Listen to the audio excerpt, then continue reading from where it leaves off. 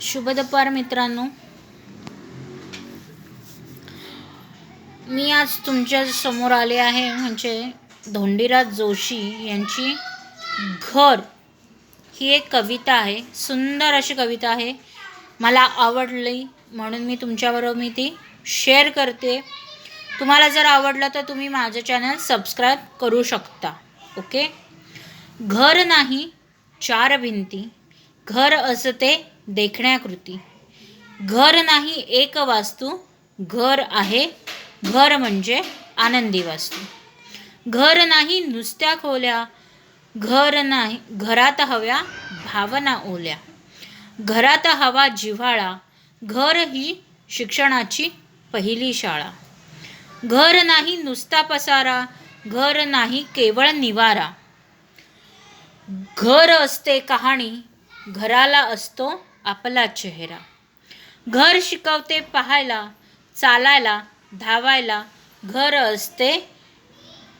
घर शिकवते लढायला, दुःखाचा डोंगर चढायला.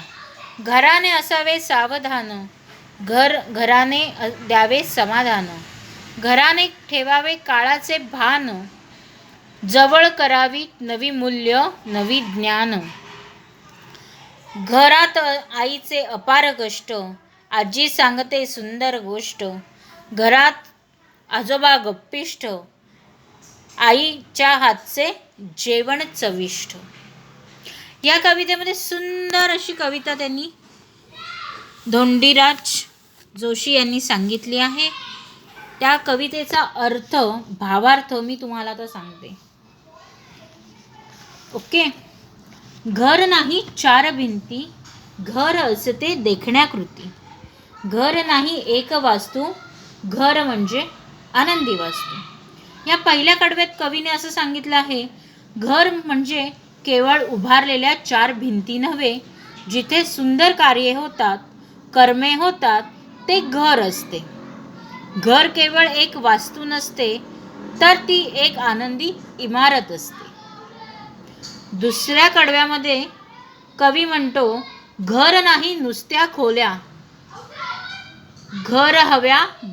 घरात हव्या भावना ओल्या. घरात हवा जिव्हाळा, घर ही शिक्षणाची पहिली शाळा. नुसत्या खोल्या म्हणजे घर नव्हे, घरात भावनांचा ओलावा हवा.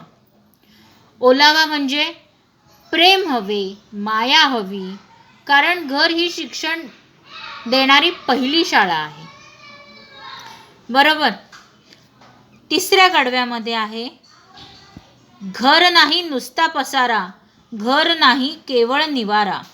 घराला असते कहाणी, घराला असतो आपला चेहरा.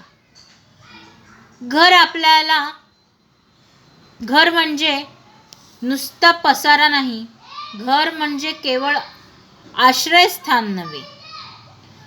घर म्हणजे आश्रयस्थान नव्हे. प्रत्येक घराची एक गोष्ट असते. प्रत्येक घराला त्याचा चेहरा असतो, स्वभाव असतो. ओके. नंतर कवी म्हणतो, घर शिकवते पाहायला, चालायला. घर शिकवते लढायला, दुःखाचा डोंगर चढायला. कवी काय म्हणतो, घर आपल्याला काय शिकवतो?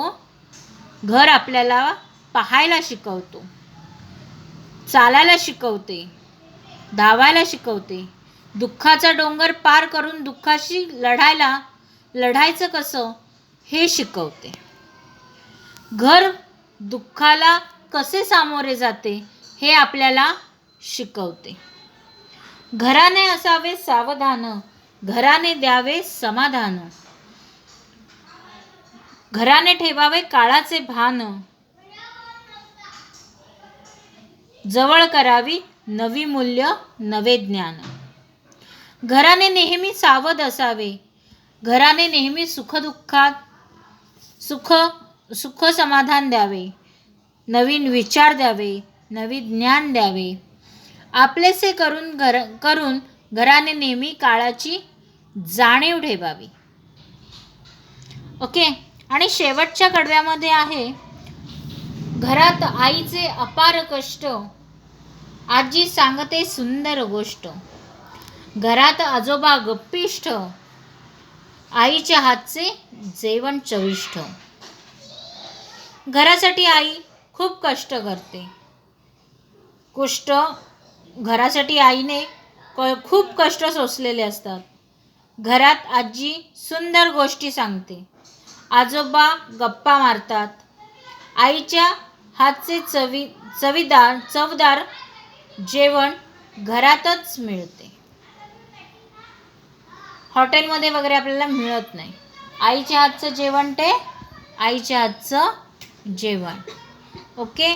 मला ही कविता आवडली. ह्या कवितेचा अर्थ मला खूप आवडला म्हणून मी तुम्हाला तुमच्याबरोबर शेअर केला. आवडलं तर माझ्या चॅनलला सबस्क्राईब करा. थँक्यू.